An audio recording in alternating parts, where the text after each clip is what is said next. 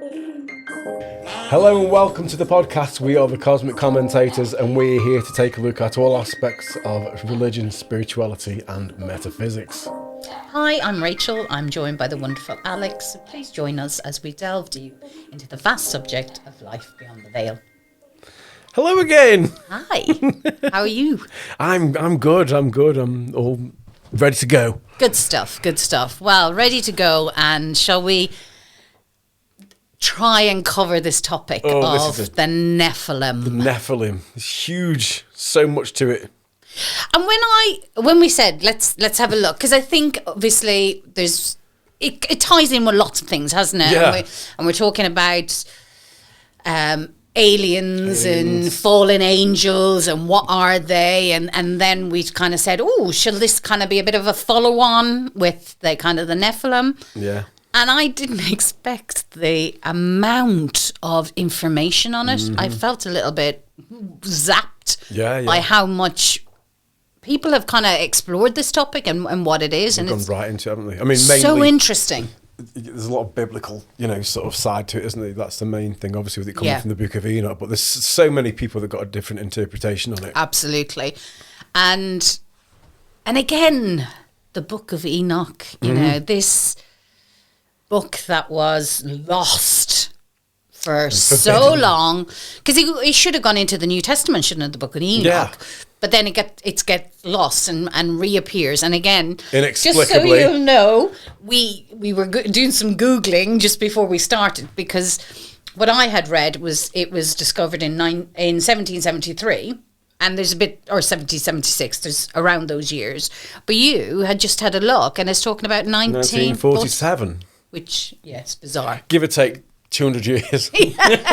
Somebody found it somewhere within 200 years. Somebody found something somewhere. The end. See you later. Yes.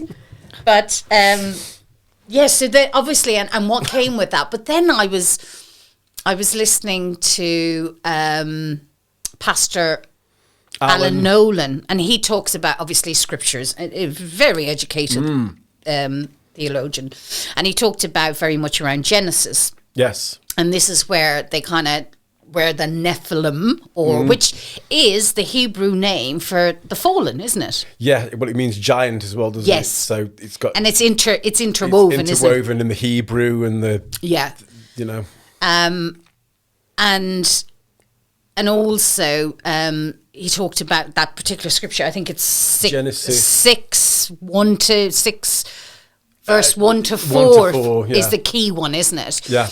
And there's lots of debate around what the Son of God means, isn't Sons it? of man. And yes. Whereas some say, actually, no, that can't relate to the fallen angels. Yeah. Whereas, particularly the Jewish, Pastor Nolan says 100% that is what it relates to. And he talks about, and I might have this term wrong,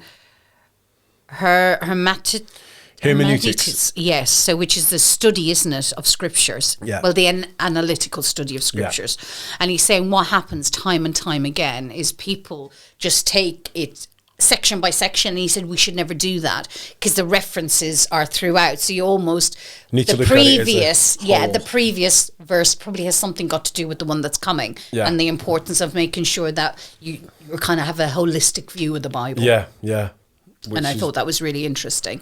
It's just vast, this subject. But, the whole principle is that the fallen angels came to earth. Yes. Mated with human women. Yes, because, what it says in Scripture, they were beautiful. They were beautiful. The daughters of man were beautiful. Lusted after the women, and they created these Nephilim, these giants that were apparently 300 cubits. Which is what, 450 feet? I mean, they were big. Big boys. They're big. But also, I was reading, and this again was new information to me. They said that there was 200 watchers, so obviously 200 angels that God sent to protect us, look after us, guide us, do all that. And it was actually, they made a pact then, didn't they? They rebelled. Yes. And it's actually 200 of them are now fallen and held in, well, they say the cauldron of God, don't they? Yeah. What's it called? The bowels of the earth. that what is it called? Dale? Isn't that what they call the cauldron of God? So there's different layers to hell. Yeah. Because there's 4 chambers. Yeah, 4 different chambers. So obviously these fallen angels led by Azazel. And Shimzaza, was it? Yes. So those were kind of, I think, the key players. They were the ringleaders. Yes, and it was really interesting. I was listening to. Honestly, I don't actually know who I was listening to, and they were saying Azazel. So he was the one that brought war to the men. He showed them how to make weapons and swords, and helped them to kind of become those, creators of weaponry. And actually, he showed women how to become seductive. So put makeup on and. But eyeliner, he showed women how to use eyeliner so they could be more. And astrology, apparently. And absolutely. And all the things that God was like, shouldn't be doing this. Shouldn't be doing this. Yeah. But the question is, if that's the case, why did God allow it? It's an interesting point. But when I was reading a bit more, and what he said, and again, it's in Genesis, but it's later on. I think it's about chapter 6, verse 7. It says that God was obviously unhappy because angels were never meant to have intercourse with anything. No. So obviously they had intercourse. They had these Nephilim babies, which are giants. And apparently God said, I will allow you, and I might have the year right, 125 years to repent and make good. Right. But because that didn't happen, that's when the flood. Right. Because apparently demons are the dead spirits of these Nephilim. That's what your demons are. Say that again. Demons. So demons, yes, apparently, are the dead spirits of the Nephilim that were wiped out. Interesting. And it does say they were wiped out. And they said in the scriptures they were very, very clear what they meant by that. So it wasn't just, I will rain down on all of man. It said pretty much creatures. So everything, the birds, everything in the sea. Everything's been wiped out. Absolutely. Atlantis for that, style. Yes, for that reason, because they didn't obviously want them to kind of obviously sprout more. Yeah. Now, for me, angels having genitalia to reproduce, angels typically are messengers, aren't they? Angels are just supposed to be a messenger. Yes. So, for me, I don't know why they would have the genitalia, and I don't know why. I mean, thinking about it, these are questions you've got to ask, because you can't just go, I'm going to just take it. No, absolutely. Yes. So, basically. And then having these giant babies, that were 300 cubits long, which is 450 feet. Did they just come out like normal size and then just grow to the 450 feet? Because obviously it came out of a woman. It doesn't. And also, getting back to, I never thought that, obviously we've got Archangel Michael, Raphael, Gabriel. Uriel. Yeah, but I thought they were interchangeable into a male, female. So there's Gabriel. They're all males, though, aren't they? But then there's Gabriella. And a lot of the time, Archangel Gabriel is intertwined. Oh, I didn't know that. Yeah. So it depends on kind of which you obviously resonate with. Well, if they've come down and had a relationship with women, they had to be male, didn't they? The 200 that fell, because female and female can't create. So it's a strange one to get your head around. That is, the physiological, physiological side of it, So in my head, and again, it's not scientific, but I imagine angels being big. And how physically could that happen? And women to go, let's go, bro, with an angel, Or, did they consent to that, or was there some sort of... Ape with an R? Don't know, yeah. We don't know. Or have they got the ability to just fertilize a woman without the physical interaction? Maybe. But it does say intercourse, doesn't it, in the Bible? That they did this and created these huge creatures, and brought all this sort of defilement to earth, which Yeah. I mean, I watched this guy on YouTube called Demon Erasers, and he's great. He apparently casts out demons, and he was saying that some of the Nephilim bloodline is still That is here, so interesting. and it's people with red hair. Really? Yeah, red hair apparently. But he also why that? Well, I don't know. I really don't know. But this is just what he was said. But he also mentioned elves and dwarves. Now it's like, well, if they were Nephilim, wouldn't they be huge? Elves and dwarves are very small, aren't they? Yeah, I'm not. Yeah, I'm not. So I'm not feeling that now, to be honest. But there is a or case. maybe a little leprechaun. They've got red hair. Well, also, so there's. Well, let me find this in here. I was doing a bit of research yesterday on this. This is quite interesting. So in let me find it. 2 seconds. Where is it? So, Lovelock Cave, the legend of the Sitekar. Okay, so the Paiute and the legend of the red-haired giants. So these were Native American indigenous to the Great Basin region, mainly in Nevada, Utah, and California. And the traditions were passed down orally for years and years. And apparently the Sitekar were a tribe of hostile red-haired giants who lived in the region long ago. The Sitekar reportedly were tool eaters, referring to their use of tool plant for rafts and possibly food. These beings were taller than normal humans, very aggressive and very cannibalistic. Okay. And after a long sort of battle with the people, the Paiutes and the Sitekar, there were apparently 45 of these things, and they trapped them in a cave and burnt them all. And apparently they all had red hair, and there's still, the hair remains. So it's almost got like a Nephilim sort of tie to it almost. They were huge, and quite cannibalistic, you know. And well, there's some of that. So I was listening to Isaiah Robin, who's a podcaster, and he had this guy called Nathan Reynolds on, and Nathan Reynolds is saying that he is a direct bloodline of the Nephilim. Right. So he wrote a book. I'm going to read it because it's pretty long, and I definitely wouldn't have got it correct. So he's written a book called Snatched from the Flame, One Man's Journey to Uncover the Family Secrets Buried in His Blood-Stained Past. Right. So he's claiming to be a direct descendant of the Nephilim. So basically what he talks about, and it's pretty horrific what he goes into. So when you mentioned about people have said that demonic entities are the spirits of the Nephilim, he's saying he was born into a, I'm going to say cult, for want of a better word. So, and they lived in, I think they moved massively.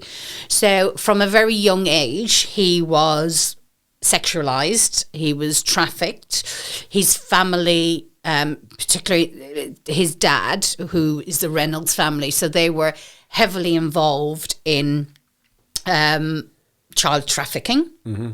And he talked about being programmed to work in the military as he grew up, but also he was a savage, right, in the sense that he talked about literally as a young child. He said, I was feral.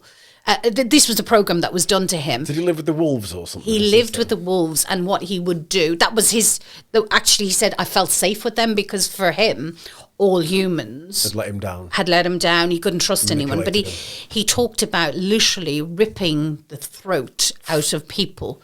And he said he became so ill because he had so much human blood in his system, which we obviously shouldn't have human blood in his system. And he's very much connected to source, and he's now kind of out preaching and talking about exactly what happens in these satanic, demonic, society. He said it's worldwide. He talks about, and he has been in these places. This isn't somebody who's made them up. He's talked about being in it's all in caves and tunnels. He talked about being in London under the tower. He talked about there's a massive base out in the mountain range. I think it's Utah as well. Yeah. And he said a lot of the time there was a huge amount of child sacrificing. He said his grandfather was a pervert, and from early age his grandfather almost, utilized him and literally broke him down so that he would be open to anyone doing anything. And he said they created almost, it's fascinating to listen to. Yeah. It's about an hour long, and we'll pop the link. But he talks about almost being programmed to be different people. So depending on what you want, and he would be sold off to these people for various lengths of time, and they would be given a code book. So if they wanted a transsexual looking female, you do so many codes or speak codes to him and he would become that. He almost described just different personalities, and one of the personalities which was interesting and which Isaiah commented on is Jason, but it goes back to Jason Bourne, the oh yeah and there is a program, as in a military program, Jason program, where they infiltrate people and create different personalities, people from that, depending on what that person buys. Right. Will be and given the code book, that person will become that. Right. Okay. So how did he know he was a descendant of the Nephilim? Did he say that, or was it just something he was told by his family? He has been told throughout the ages, and he said because it's so dark, he said what we do, he said it would make sense, wouldn't it? It's sick. And he said he came out of the military, and he said they destroyed him in the military because of the secrets that he had. Right. He has openly admitted murdering people, and he said, I'm never going to be done for these because I'm so connected to the high up people, Yeah. And he said his life started to change when he met his wife. But he said he's had multiple attacks on his life and his children's life, and physical attacks. Absolutely, yeah. Right. But he said spiritually he's been protected because he's now connected to source. Right. He's now, preaching, and he said it took a long time. He said because I felt safer being in that dark world because that's all I've ever known. Yeah. And he said he used to, they call them blade people. So he used to walk around with like head to toe in knives and would kill on demand. And he said the chances are, he said there's obviously various types of murders. And he said we would always kill under the radar, so we'd never fully trigger homicide. It would be accidental death or unsuspicious circumstances. He said that's what we were trained to do. And he said there is so many murders out there that no one ever hears about. He said it's probably true, isn't fantastic. Yeah, it's just he said it's just a world beyond the imaginable. And he said his life started to change when he obviously met his wife, and he said even when he met his wife, he went into that dark place again and started killing. And he said, and she was like, "Who are you? I don't even know who I'm with." And he said when they had their first child, he said, I knew I had to stand guard because the family, i.e. his grandfather, was coming down to take that child. And he said, they will drug my wife, they will take the child, and they will indoctrinate them into this cult, savage, strange, cult. Satanic. Absolutely. I mean, is that where your high level sort of Satanism comes from? And he said there's different strands of it. Oh yeah. Well, there's Luciferianism. Absolutely. Because I know the lady I watch on Pitbulls of the Lord, she was a Luciferian, and she will say, you Satanists are trailer trash compared to us. Oh yeah. We are way more advanced. Luciferians are way more advanced than Satanists, but you Satanists are doing all the ritual murders, aren't you? Whereas, I mean, what are Luciferians doing, Yeah, absolutely. And he said it's all ritual, magic. And he said, and he talked about kind of indigenous people, like you mentioned there. I'm not sure whether you said the Hopi tribe. Again, I've listened to it a few times. There's so much in it, you can't take it all in. But they do a lot of these sacrifices, and they connect with the people, with this entity. Again, I don't know how you would describe it. And he said they're almost told what's happening, what the future looks like. Right. So they have this ability, when you connect with these really dark entities, they can predict. And he said similar. He said he didn't use the word shape-shifting. He said, but they can turn into creatures. Right. Okay. So is this the the 200 fallen angels that came? Because I mean, the idea is biblically that this is what created all your other little gods. Your small gods. On Earth. So you, I don't know, Thor, Zeus, all these different kind of gods that. But then, I know obviously the flood has wiped them out, apparently wiped everything out. But that doesn't make sense to me, because for me, the fallen angels weren't taken out, were they? No, the Nephilim. The Nephilim were, but the fallen angels weren't, were they? Yeah, I suppose they went back whenever. Well, they're apparently meant to be in the cauldron of God. So the flood. So they're in one of the chambers, and how it was described is there's like 4 chambers, and depending on how deviant you are, depends on which chamber you go into. But the fallen angels are in the lowest Dudal, I think it's called, the Dudal, which is the chamber of God, and that's where all the fallen angels are. And that's nothing to do with what's beneath the River Euphrates, is it? Well, that's where I went to. I thought, is there a connection? Because if you remember, they said when that drains, up, which it has, the fallen angels will be unleashed. And then does that lead into, I don't know, Revelation? When you got the sounding of the trumpets and the different things. Absolutely. Yeah, it's so confusing. It is so confusing, isn't it? And all the people out there, they're like, we know what's going on. It's like, you actually don't. You actually don't know what's going on. None of us actually know what's actually going on, because, I mean, as much as your pastors and your biblical scholars, we don't know exactly what is going on and what the time frame is, And like everything, the Bible, while I do believe a lot of it in there is telling us what has happened and what can potentially happen. Yeah.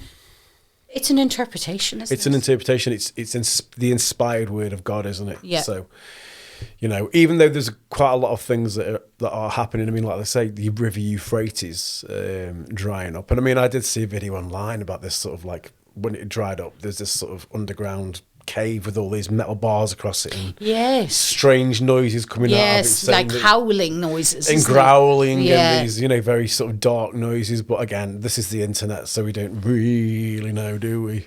And if they're still around, the fallen angels, if they're saying they're still there, held captive, who's to say they haven't reproduced again? True. Yeah. I mean, obviously, there aren't Nephilim that we know of on this planet right now. But who's to say that, I mean, there's clearly their darkness is still around, isn't it? And that darkness could easily have an influence on things, couldn't it? And so there would have to be corporeal beings, wouldn't they? Not spiritual. They would have to be, physical beings, not, type thing. So... But then again, you've got all these reports of the giants as well, haven't you? These archaeological finds of these great big bones and things. And, blah, blah, blah. But also some of our structures as well, with these massive doors. And you're like... They were to accommodate these huge beings, Yeah, I don't know. And what is interesting is, like I say, with a lot of people that have near-death experiences, when you come out of your body, you are a lot bigger than people say they're going to struggle to fit that sort of soul back into this sort of small body. And when people, again, meet beings, they're normally quite big, when they come out of the body. So we do seem to have been condensed. Yeah. If this is all sort of true, Oh, absolutely. But I think it's fair to say from what I've read so far, and again, the topic is vast on Nephilim. Huge. I think ultimately they are the spawn, aren't they, of darkness. Darkness. And just evil.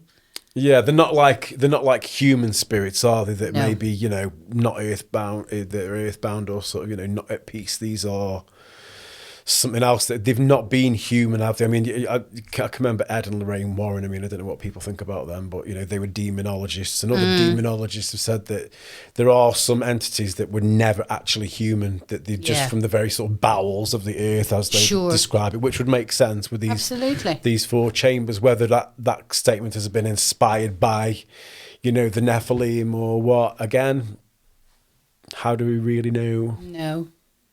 And also, I know this Nathan Reynolds is saying he's a descendant from that bloodline, but how are you ever going to prove that? Yeah, there's a DNA test.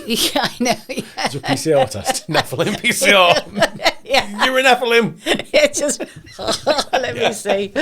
And again, we can only surmise, but I suppose for me, it just highlights just how dark the world has probably always been. Yeah. And, we had the fall of Atlantis, we've had the flood.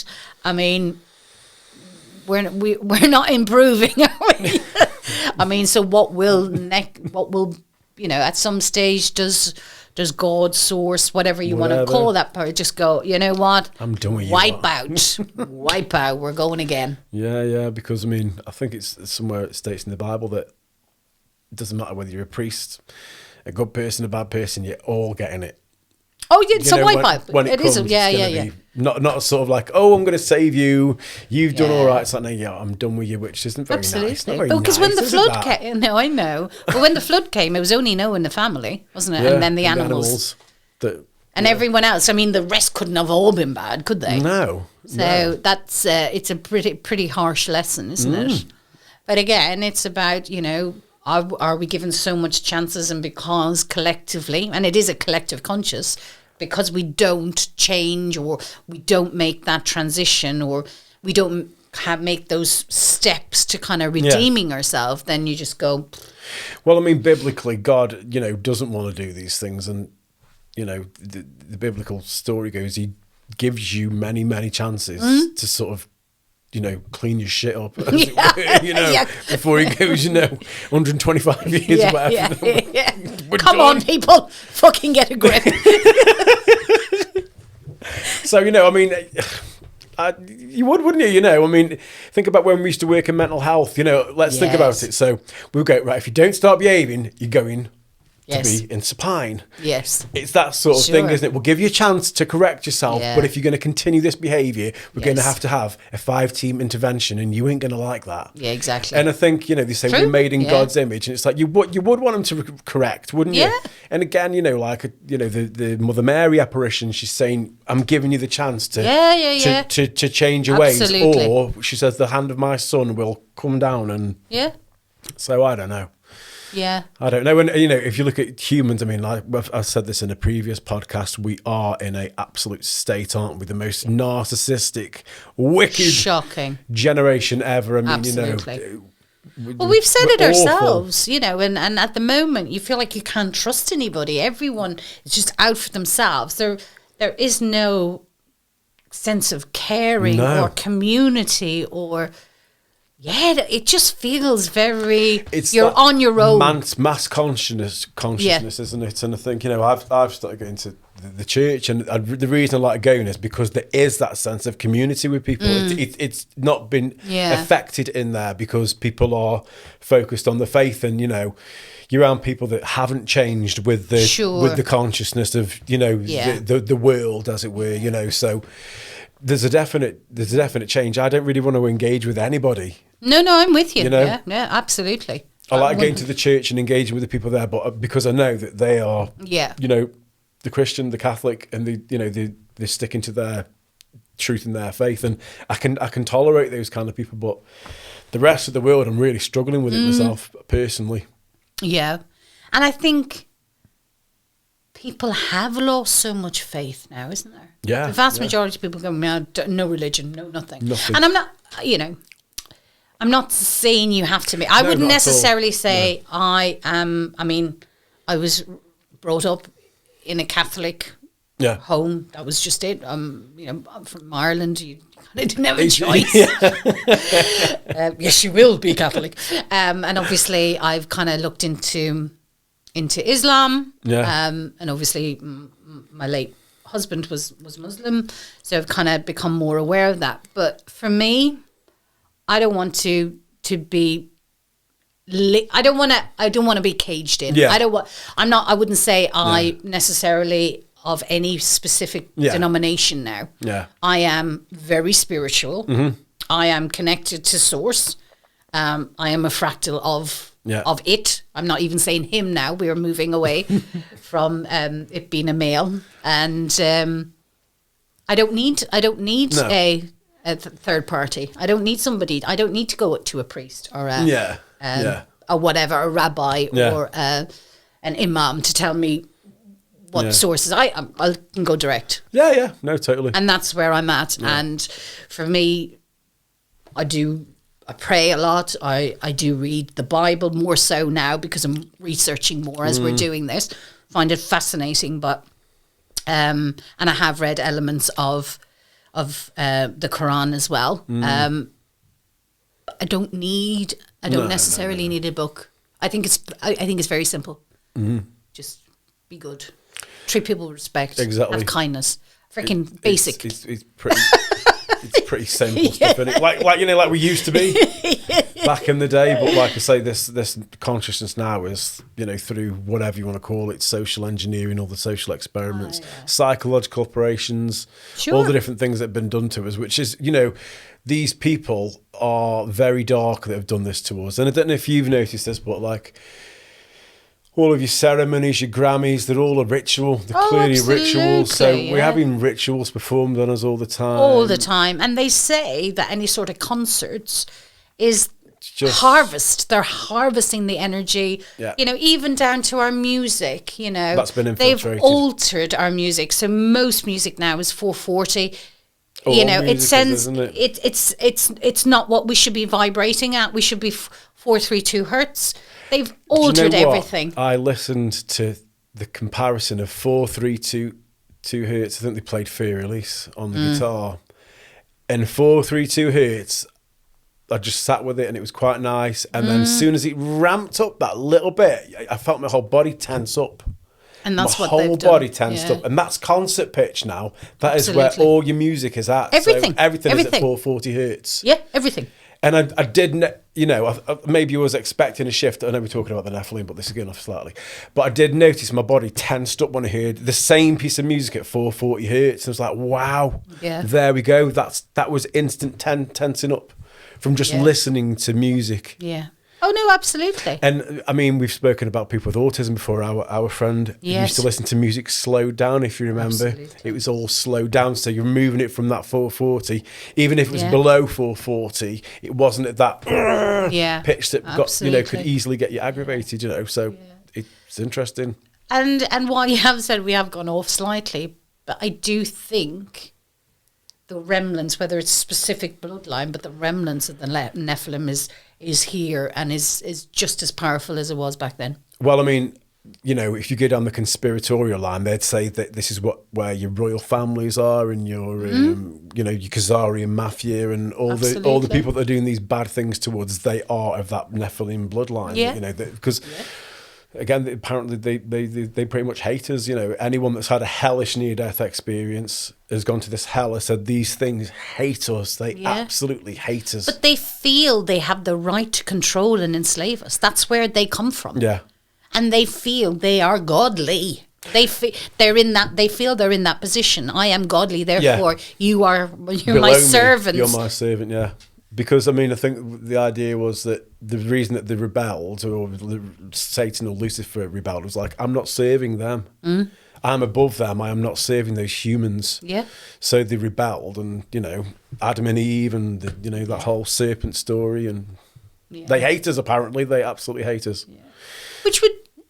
Which would make sense because for me, you really have to despise someone to want to sap their energy from them. And sabotage their life, and get them addicted to drugs. Because I believe a lot of addiction is, an entity attachment. I believe it is from what I'm looking at now. And, intrusive thoughts, all that sort of things. People that aren't alive themselves. I think that's, when you've got an attachment or something speaking in your ear. I think a lot of it is a lot more spiritual than we give credit to, But think about it. We are surrounded by, everything is led by occult, satanic, Luciferian. Look at Hollywood. Look at the music industry.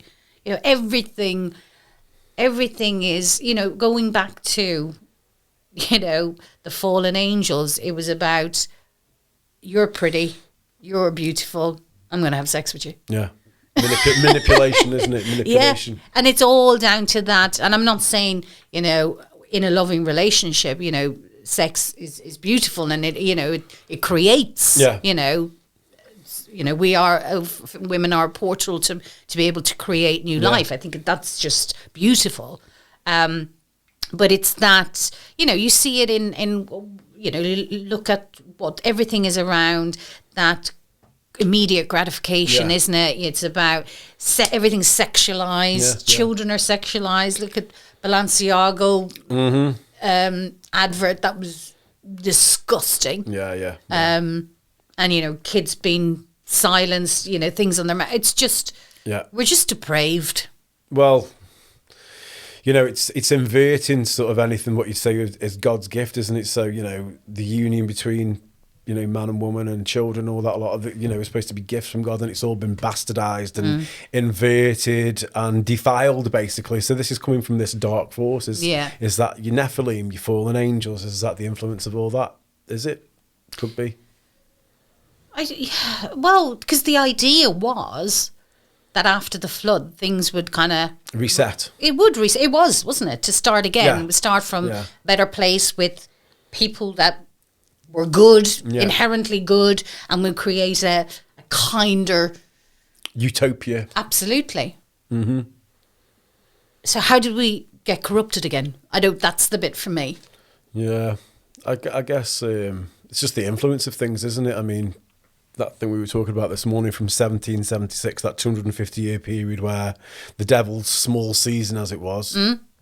We've certainly had it. I mean, look at everything that's happened since 1776, all the different wars and plagues and evil that's been, on the earth. And I know there's probably evil before that, but there are some things pointing towards that, could be ending very soon. But I mean, speak to any Christian, they would say we're in end times, which doesn't mean the end of time, but it means the end of specific this era, era, whatever you call the devil's small season, whatever.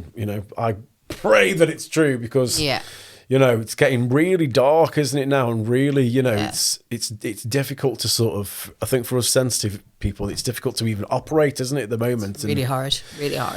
And I think, as we said earlier, we're not opening ourselves up because it feels very dark out there. You're afraid to let anything in, aren't you? If you're going to be deceived, zapped of energy, manipulated, no, there is a lot going on. And I think we said, we do seem to experience similar things at the same time. Even the lumps on the elbow. It's just random.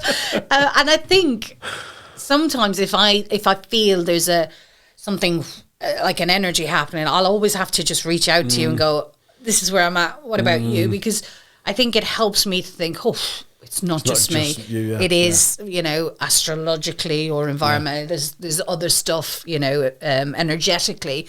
There's something else going on, and I think when I can get that, I'm like, okay, well, we can calm a little bit then. Definitely. Well, I think if somebody else is experiencing it yourself, and it's not just you, you can kind of go, okay.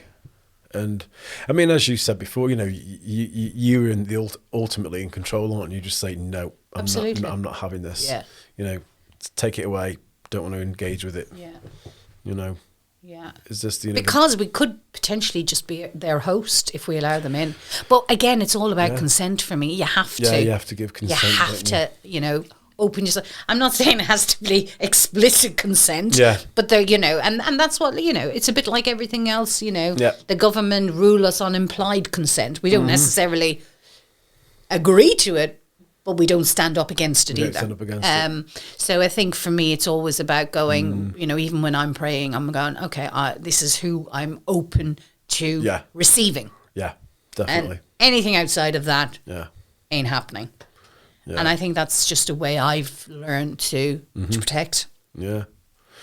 Well, you know, they say the devil is a lawyer, and so, you know, there's that legality, that consent side of things. If you consent to it, you know, and these things will come and pretend to be your friends, you know, they'll come and try and be your best friend to just get in there. And as we mentioned on previous episodes, so it all comes down to discernment again. It sure does. It definitely does. But for me, you know, I do think there was something. Do I necessarily think there were massive giants? I'm not sure about that. I'm not sure. But I do think there are fallen angels. I do believe where they're stored. Again, not sure. Yeah. But I do think where we are now, you know, and that's where it originated from. That, you know, that Book of Enoch and stuff. And absolutely, where they made an oath to go against rebel source and do what they want to do. And if you look around, that's what people's only doing what they want to do right now, isn't it? Yeah, absolutely. Not a lot of difference. Okay, we're not angels, but we as humans, we're just satisfying our own gratification. And we really don't care about others. No. And that, for me, is no different to what the fallen angels did. That's exactly what it comes down to, that, doesn't it? That narcissism, that selfishness, that you know, non-consideration for anything else other than your own needs. Yeah. And they created this hybrid. And I think now with this transhumanism, that's a hybrid as well. And I feel like we never learn. Yeah. You know, if the Nephilim were a hybrid that, you know, weren't good, they had super strength, and you know, but again, I just see so many similarities. This transhumanism where they'll be super powerful, but again, they've lost. They won't have the humanity. They won't have the soul. They don't have the compassion. Yeah. You know, again, I just see. It's just parallel for me that you know, the Nephilim, what they were, how they were created against God's will. Yeah. Isn't much different to where we are now with the transhumanism. Again, against God's will. We're not. That's not how we're meant to produce. You know, these things are going to be stronger. They won't have a soul, because you can't have a soul if you're created in a lab or whatever you're going to do. So, you know, at what stage does that wrath fall upon us again? Well, I mean, you know, they say God is in control. Whatever God is in control of all of it, and so He's allowed it to get this far, hasn't it? You know, and I don't know, is it just a cycle that keeps going on? You know, we get so corrupt and so bad that we have to be started again, or who knows? Yeah, who knows? But it does feel like something's coming. I mean, it does. It does feel like something's coming. I don't know what that is, but who knows? Yeah. Yeah, that's where I'm at as well, I think. Yeah. And it's just for me, you know, look back at where we've been, what's happened. You know, the best predictor of the future is the past, isn't it? Yeah. I mean, the last 5 years have been just off the scale. So whatever's been doing this is quite desperate, isn't it? You know, with what's happened to us in the last 5 years. Absolutely. And how quickly things have changed. Yeah. And again, it's ramping up time and time again. All the time, you know, I mean, you know, these things are just not even worried about bean exposed anymore, are they? I think that's where we're at. It's like, I feel like it is a free-for-all. And I feel like, for me, there's an air of desperation about them now, so they're just throw everything at them and see what happens. Because they must know it's coming to an end. Yeah. Well, if they know, and again, getting back to this Nathan Reynolds, he's saying that they engage with these dark entities, like he didn't say Satan, he didn't use that word, I don't believe. It was, I suppose, demons who can predict the future. If they're engaging with them and they know what's to come, well, then they know how to play the game. It's because for me, we live in a stage, don't we? Yeah. It's all just yeah. It's all just been played out. We're just puppets, and we're just audience members, aren't we? Watching the show. Yeah. Truman Show. The Truman Show, the Matrix, whatever you want to call it. Yeah, 100%. Yeah. But he talked again, and I think we have talked about it before. He said, a lot of this is inner earth. We've talked about inner earth before, and again, what goes on down there. And we know massive amount of human trafficking, but in particular child trafficking is done, underground in these tunnels and chambers and all the rest of it. Side of it and all absolutely. That sort of stuff and he talked about that. He talked about, consuming human blood, and he was very ill because of that. Because of it, yeah. And listen, we know of actors and actresses who have not necessarily used that term, but have alluded to the fact that they do something similar with child blood, don't they? Well, I mean, all those conspiracies, they all end up kind of coming true, don't they? The ones that have done it, and the ones that are involved in it, and it doesn't take much research to figure out who they were. Absolutely. So maybe they're all Nephilim. I think, or maybe for me, would it be all Nephilim? Or I do think maybe then influence. I think maybe the Nephilim are at the core family, if the kind of the key. I think there's potentially a bloodline, but the rest, I suppose, are the ones that they've managed to, yes, exactly, the minions that they've managed to corrupt and bring into the niche. To get to do what work for them, whether it would be, like you say, your music, sort of influencing consciousness and all those things. Because I don't believe a lot of maybe those artists, I'm not saying what they're doing is okay, by the way, and that they don't have choice. They have choice to do that. Yeah. But I'm not sure they realise the bigger picture. I think a lot of them go, make me famous, I'll do what you need me to do. I don't think they're necessarily thinking, well, actually, no, I am. I know some have alluded to the fact that, signed up with the devil. What's that? I think they have a term, isn't it? Signed my soul to the devil. Sell my soul to the devil. And I think some have alluded to that in songs and stuff. Yeah. But I think that's later on. I don't think they necessarily... No, they don't start off like that. I don't believe. I think you can see it, can't you, in the work. I think there's the ignorance there. And think, if I do this, I'll become famous, and that's all. That's their ultimate goal. I think they're offered this. If I've been told again, they'll be offered to do this. If you'll do this, this, and this, we'll make you huge, and you can have whatever you want. And then certain artists have gone, no, I'm not doing that, and those artists fall by the wayside. Absolutely. But then your other artists, Lady Gaga's a huge one. Massive. I mean, look at her. Everything she does lately is a ritual. Everything she does is a ritual. I mean, it's so apparent now. And it's just kind of boring, isn't it? It's like, it's Lady Gaga doing another. I think for me, ritual. The start of it was the meat suit. The meat suit, yeah. And then I'm like, and as you said, from that, everything. And stranger. And she's got massive ties with Marina Abramovich, who's, a high priestess type witch in the, Absolutely. Yeah. So people and I think, isn't her, she linked into the Maxwells as well, the Maxwells, Obama, all your mainstream celebrities. Yeah. They're all in one club, aren't they? You can see, you just got to go look back and look at COVID. And who was pushing a certain procedure? Yeah. So you know who they work Absolutely. for. And again, that whole Nephilim thing with changing. I don't say the word because we got banned last time. Say nothing. A certain construct in the human body. Yes. Anyway, we're not going to go down that rabbit hole. But we've been there, haven't we? We've been there. Still digging. Still digging. Yeah. But I do, I think there were just maybe a different type. I think there's a different, I won't say different type, a different physical structure of Nephilim. Yeah. Yeah, so we're all part matter and part spirit, but they've got, like you say, a different combination of those two things, that seem to be in control. Something's in control that ain't good at the moment. Absolutely, 100%. And let's see, I suppose, where the next instalment is. Absolutely, yeah. I know.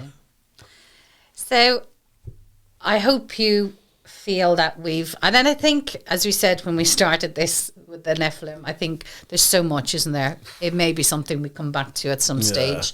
There's it's inevitable, and I suppose how this world stage plays out, it might become more apparent. But we just wanted you to kind of learn a little bit more about the Nephilim, kind of where they came from, what the Bible is saying about them, and the scriptures. And but they have, and particularly the Book of Enoch has been referenced by Saint Jude in the Old Testament. So there's been lots and lots of reference into the Book of Enoch. For me, I'm very interested why this book went missing for such a long time, and how there was some of what's said in the Book of Enoch is in vast contrast to Judaism. Mm-hmm. And I'm wondering, is there something going on there? Again, maybe worth looking into that a little bit more. Mm-hmm. And how, even down to the calendar that we use, the calendar and everything. Yeah. So we hope you enjoyed. I think it's just surface level Nephilim information right now. Scrape this absolute surface there, that's it. There's way more to this. Yeah, absolutely. But we hope you enjoyed it, and we know we went off on a bit of a tangent. Apologies for that, but that's just how we have to go with what comes in our minds. So please do like, share, and subscribe if you feel the need. God bless, and take care, and see you next time. Bye.